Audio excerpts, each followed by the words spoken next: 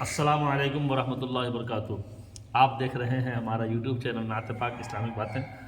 آئیے آج میں آپ تمامی احباب کے روبرو ایک نئے ویڈیو کو لے کر آیا ہوں، اور آج کے اس ویڈیو میں ایک خاص موضوع پہ بات کرنے کی کوشش کروں گا، اور وہ خاص موضوع یہ ہے کہ انسان دنیا کے اندر جب تک حیات سے ہے ان کے سامنے الگ الگ مسائل ہیں، لیکن جب انسان دنیا سے کوچ کر جاتا ہے، مثلاً کسی انسان کا انتقال ہو جاتا ہے، تو انتقال کے بعد جو مسائل ہیں ان تمام مسائلوں میں بہت کم مسائل ایسے ہیں جو اکثر و بیشتر مسلمانوں کو معلوم ہے، ورنہ اگر ہمارے گھر میں کسی کا انتقال بھی ہو جائے تو ہمیں غسل دینے کے لیے بھی کسی باہر والے انسان کا انتظار کرنا پڑتا ہے، یا پھر نہیں تو اگر ہمارے گھر میں کسی کو کفن دینا ہے یا پھر کفن پہنانا ہے تو گاؤں کے بڑے بزرگ سے معلوم کرنا پڑتا ہے، رابطہ کرنا پڑتا ہے۔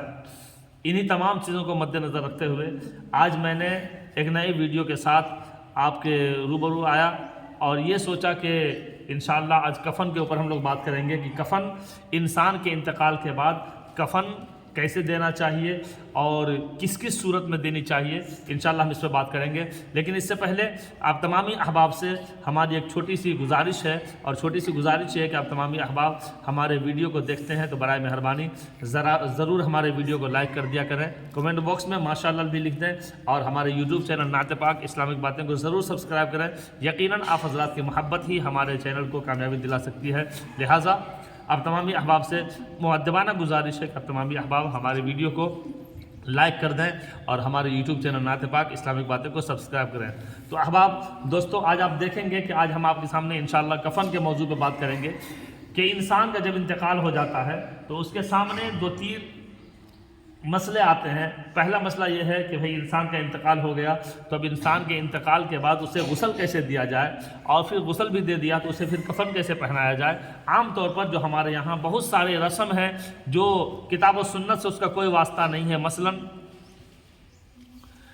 مثلاً کہ بہت سارے لوگ آتے ہیں اور یہ کہتے ہیں کہ بھائی اس کو جو ہے سو دوسرے طریقے سے رکھو، یا 3 دن 2 دن کا انتظار کرانا ہے، 3 دن کا انتظار کروانا ہے، یا پھر قبر کے اندر اتارتے وقت انسان چہرہ دیکھتے ہیں، یا پھر اس سے پہلے بہت سارے رسم ہیں جو شاید کتاب و سنت سے واسطہ نہیں ہے لیکن انسان اس کو کرتے ہیں۔ تو میں چاہتا ہوں کہ آج میں آپ حضرات کو اور آپ تمامی احباب کو ایک نئی بات بتانے کی کوشش کروں۔ تو برائے مہربانی دوستو، اگر ہمارا ویڈیو آپ کو اچھا لگتا ہے تو انشاءاللہ ثم انشاءاللہ آپ ہمارے ویڈیو کو لائک کریں اور ہمارے یوٹیوب چینل نعت پاک اسلامک باتیں کو سبسکرائب کریں۔ تو آئیے آج میں بات کرتا ہوں کفن کے بارے میں کہ کفن ہر امت مسلمہ، مرد و عورت، بچے، بوڑھے، نوجوان سبھی کو دیا جاتا ہے۔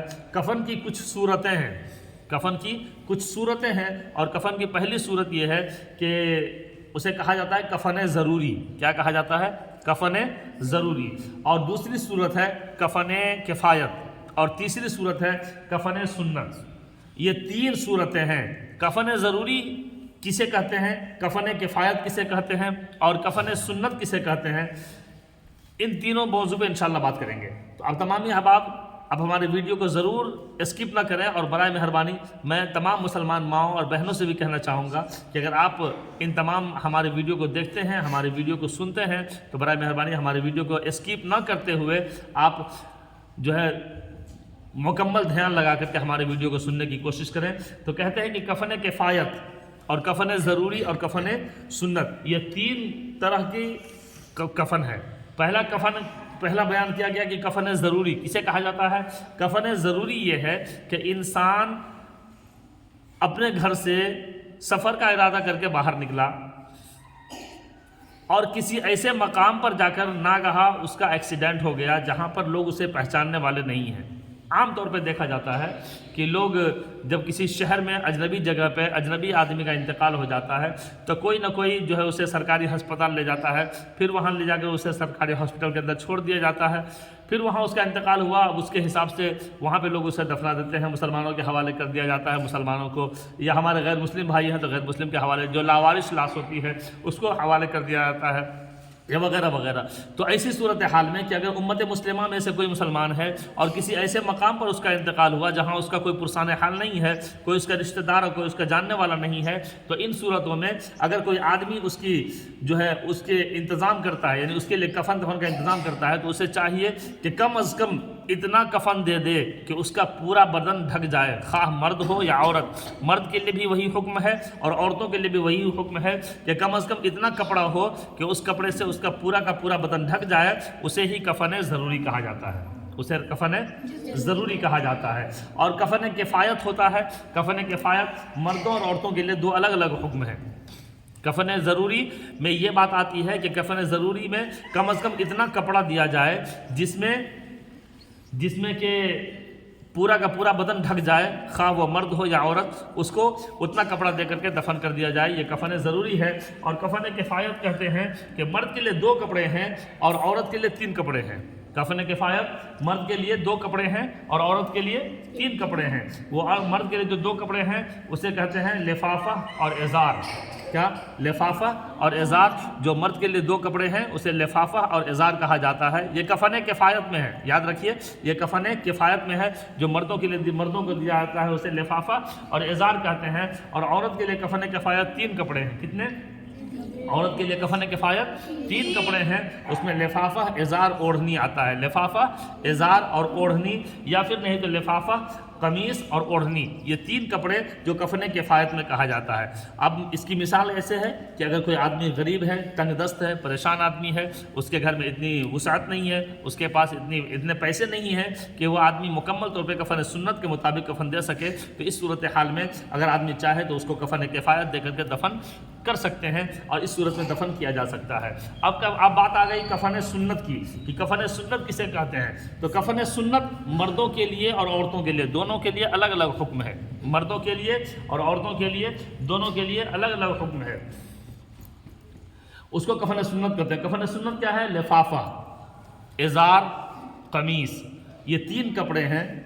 لفافہ، ازار اور قمیص، یہ 3 کپڑے ہیں جو مردوں کے لیے ہے نا۔ لفافہ، ازار اور قمیص، یہ 3 کپڑے ہیں جو مردوں کے لیے ہے مکمل طور پہ، جو کفن سنت ہے۔ لفافہ، ازار اور قمیص، یہ 3 کپڑے مردوں کو دیے جاتے ہیں، اور عورتوں کے لیے کفن سنت میں 5 کپڑے آتے ہیں۔ کتنے؟ 5 کپڑے آتے ہیں۔ اس میں آتا ہے جیسے مرد کا ہے لفافہ، ازار، قمیص، یہ 3 تو برابر ہو گئے، مرد کا بھی عورت کا بھی، یعنی مرد کے لیے بھی لفافہ، ازار، قمیص، اور خاتون کے لیے بھی لفافہ، ازار اور قمیص، یہ 3 کپڑے۔ لیکن خاتون میں یعنی عورت سے 2 اور کپڑے بڑھائے جاتے ہیں، ایک سینہ بند اور دوسرا اوڑھنی، ایک سینہ بند اور دوسرا اوڑھنی۔ تو گویا کہ یہ کفن سنت، کفن کفایت اور کفن ضروری۔ تو آپ سمجھ گئے ہوں گے کہ کفن ضروری کسے کہتے ہیں؟ اتنا کپڑا ہو جس سے بدن ڈھک جائے۔ کفن کفایت اسے کہتے ہیں کہ آپ کو اگر میسر نہیں ہے تو آپ 2 کپڑا اور 3 کپڑے سے 3 کفن سے کام چلا سکتے ہیں۔ اور کفن سنت اسے کہتے ہیں جو آقا کریم صلی اللہ تعالی علیہ وسلم کی سنت کے مطابق دیا جائے۔ تو اس صورتحال میں آپ کفن سنت دے کر کے، یعنی مردوں کو 3 کپڑا اور عورتوں کو 5 کپڑے دے کر جو ہے آپ اسے دفن کر سکتے ہیں۔ اب بس آخر میں بس اتنی بات کہنے کی کوشش کروں گا کہ دوستو، ہمارے یہ تمام باتیں اگر آپ کو اچھی لگی تو برائے مہربانی ہمارے یوٹیوب چینل نعت پاک اسلامی باتیں کو ضرور سبسکرائب کیجئے اور ہمارے ویڈیو کو لائک کر دیجئے گا۔ شکریہ۔ انشاءاللہ پھر ملیں گے اگلے ویڈیو کے ساتھ۔ تب تک کے لیے آپ تمامی احباب سے اجازت لیتا ہوں۔ السلام علیکم ورحمۃ اللہ وبرکاتہ۔